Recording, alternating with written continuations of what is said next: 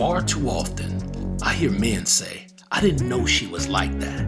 Because we are visual creatures, we often turn a blind eye to clear signs we are dealing with a 304 because a woman may have the external goods we're looking for. Once the infatuation wears off, we are either in a covenant with the wrong woman or have deep emotional ties with a 304. Proverbs chapters 5 and 7 identifies the 304 in that era as the strange woman. Strange, in this context, was defined in Hebrew as a foreigner, profane, to turn aside, or to commit adultery. The strange woman was often a foreigner who served foreign gods. Some of these false gods required orgies and sexual exploits as a form of worship. It was also considered strange for a Hebrew woman to be promiscuous because that would lower her value and would likely keep her from being married. It was the culture of the Israelites to marry a virgin. The blood that would flow during the first time a Hebrew woman had sex on her wedding night was like the final step of the covenant of marriage. If a woman was not a virgin, it was extremely rare that anyone would marry her. It is interesting.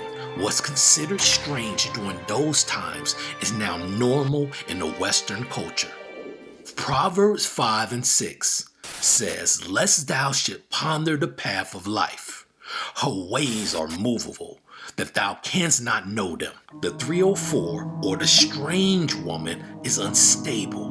She does not have a rhyme or reason for what she does. 304 like to mask this issue of being all over the place as if she likes to be spontaneous. However, she is a kite untethered in the eye of a tornado.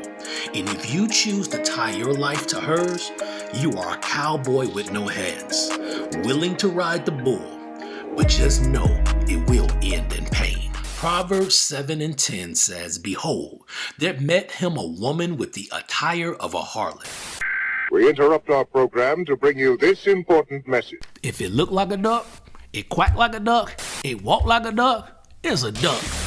Unfortunately, today's culture loves to separate the attire of a person from their heart.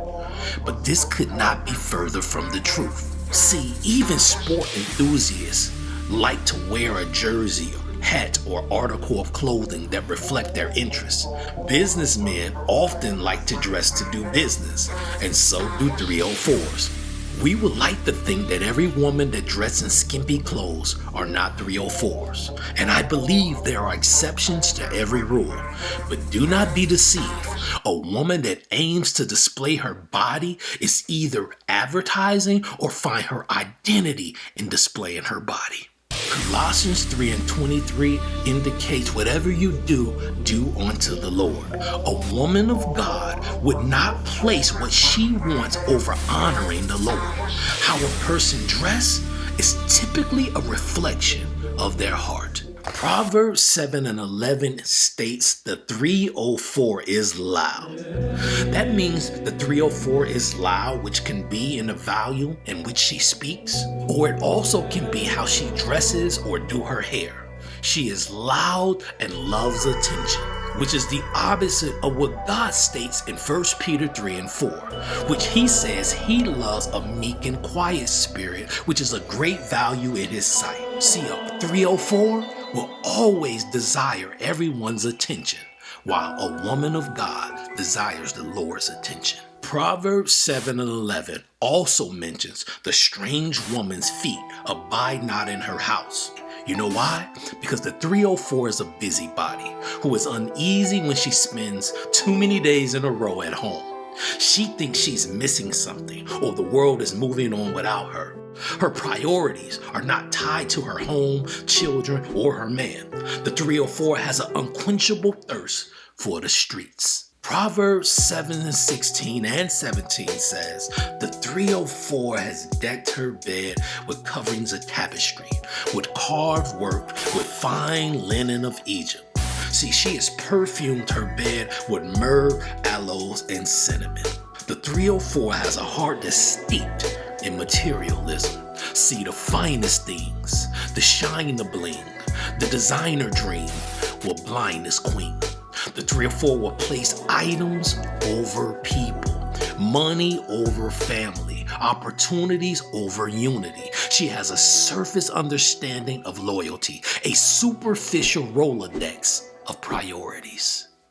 Now, Proverbs 7:18 says, "Come, let us take our fill of love until the morning. Let us solace ourselves with loves." Understand, the strange woman is a prisoner of the moment. She is weak-willed and find it difficult to pass a new thrill. A moment of pleasure or fun is too intoxicating to turn from. The 304 is willing to sacrifice her future relationships or even her own body for a moment of groaning. She is shackled to new experiences, rarely considering the cost, whether it's financial or her soul. Now, Proverbs 7:19 through 21 explains, the good man is not at home. He is gone on a long journey. Her man has taken a bag of money with them and will not come home until the day appointed. With her much fair speech, she caused him to yield. With the flattering of her lips, she forced him, because her lips is smooth as a baby's bottom. She knows how to finesse with words from Sodom, possessed to know the affairs of the square for an affair. Beware, she strikes like a dart through the liver. Many strong men have fell prey to her ways, not knowing her house is the way to hell, going down to the chambers of death. She is a chainsaw in Cain's paw, severing your left leg and arm. When she's done, there's nothing left.